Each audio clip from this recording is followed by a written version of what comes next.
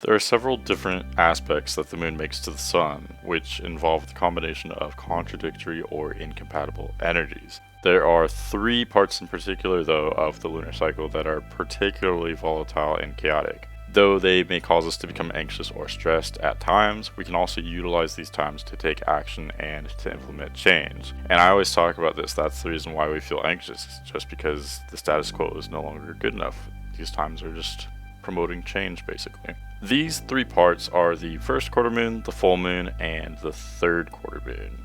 So these are when the moon squares the sun, opposes the sun, and then squares the sun a second and final time before closing out its final phase of the cycle. We all experience these transits of crisis and change briefly, as they typically last for only 1 to 2 days each.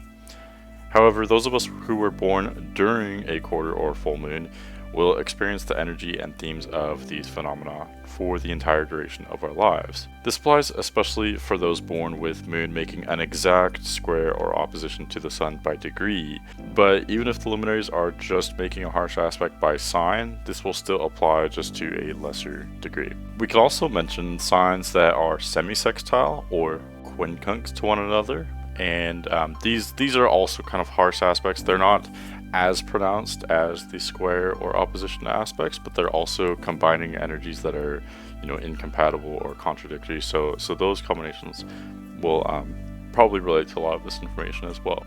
Individuals born with the luminaries at a harsh aspect typically have parents with very different attitudes, personalities, and parenting styles to one another. So this is, I think, a little bit confusing, or that same energy of anxiety and restlessness is the energy that these people grow up in if they're born under these aspects.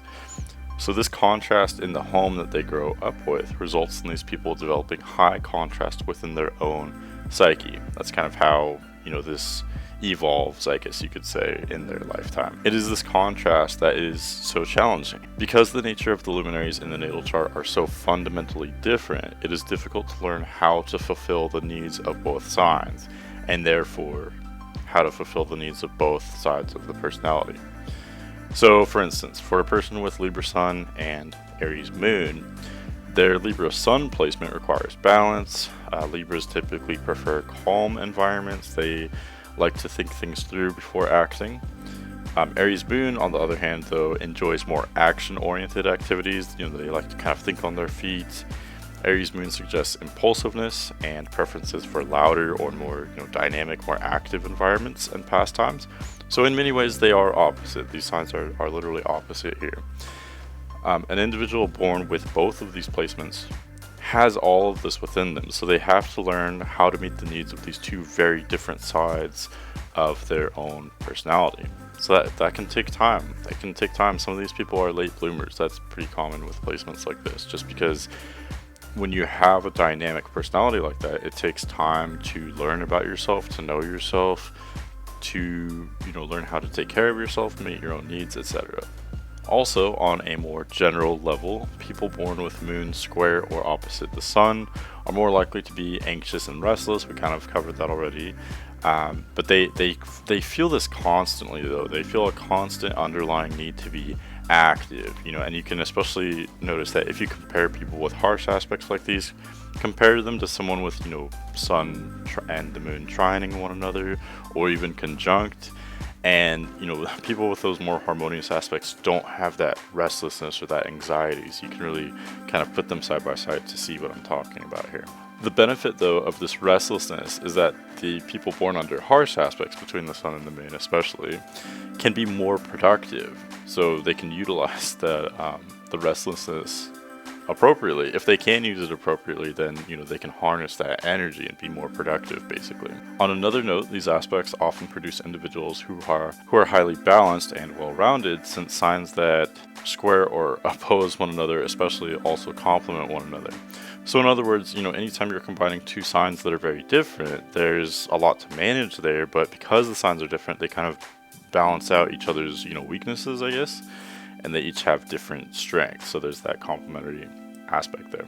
The specifics with these aspects will of course depend on the signs involved as well as many other factors in the chart, but generally speaking, those that are born with these aspects experience more adversity, especially in their development and their, growing up years, but they also have incredibly high potential once they realize how to cope with, manage, and employ their own unique dynamism.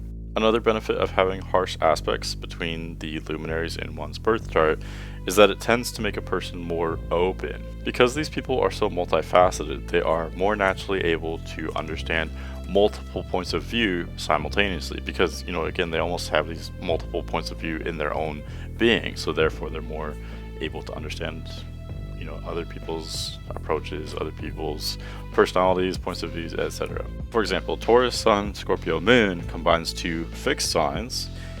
Each is therefore kind of known for their focused and sometimes stubborn nature, so they both like consistency, and they do run the risk of maybe being a tiny bit narrow-minded just because they are so consistent in their thinking. However, due to the opposition aspect, this dynamic is more open to change as well as open to differing perspectives than their own. So yes, Taurus and Scorpio are both fixed, but putting them together in a chart like Taurus, Sun, Scorpio, Moon, it makes that person more open to change, open to many different perspectives, etc. because of that dynamism and that opposition. To summarize, harsh aspects in a natal chart, especially between the Sun and Moon, create tension.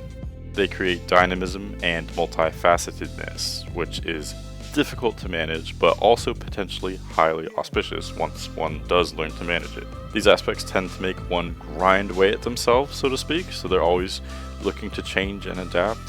And ultimately, to cope with such contrast in your own chart, see what the luminaries' positions have in common. So although the signs that may contrast greatly from one another, there are always some connections to be made. There's always some kind of connection there. So for instance, Virgo and Aquarius are quincunx.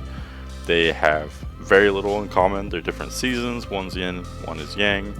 One's earth, one's air. One's mutable, one's fixed. They astrologically, they really have nothing in common. However, both involve themes of helping others. Compassion, humanitarianism is kind of one of the key elements of both of these signs here, probably more than any other sign. So for example, it may be important for a Aquarius, Sun, Virgo, Moon person to assist those who are less able or fortunate than themselves, maybe less knowledgeable, etc. They're going to have that helping theme there. That's something that, although they may have different sides to their personality that might be hard to manage, they can at least agree on that. That's consistent. Okay, so you can look for other connections, other similarities between your placements, even if they're very different. Another example, although Libra and Aries differ greatly from one another, both involve themes of initiation, so they're both cardinal signs. They do initiate very differently, so Aries initiates more directly and independently, while Libra initiates through or with other people, sometimes more indirectly. So yes, the way they initiate is different, but they're both kind of leaders in their own way. So someone born with one luminary in Aries and one luminary in Libra they'll be a leader in some way. Sometimes they'll lead indirectly or with other people, kind of going into the Libra side of the personality. Sometimes it'll be more direct and independent, more Aries-like. But ultimately, if they can combine the two and strike some kind of balance there, that's kind of the key to finding that harmony with these differing placements. We can also look to, they're both on the same polarity. Opposing one another means they're on the same polarity. They're two sides of the same coin.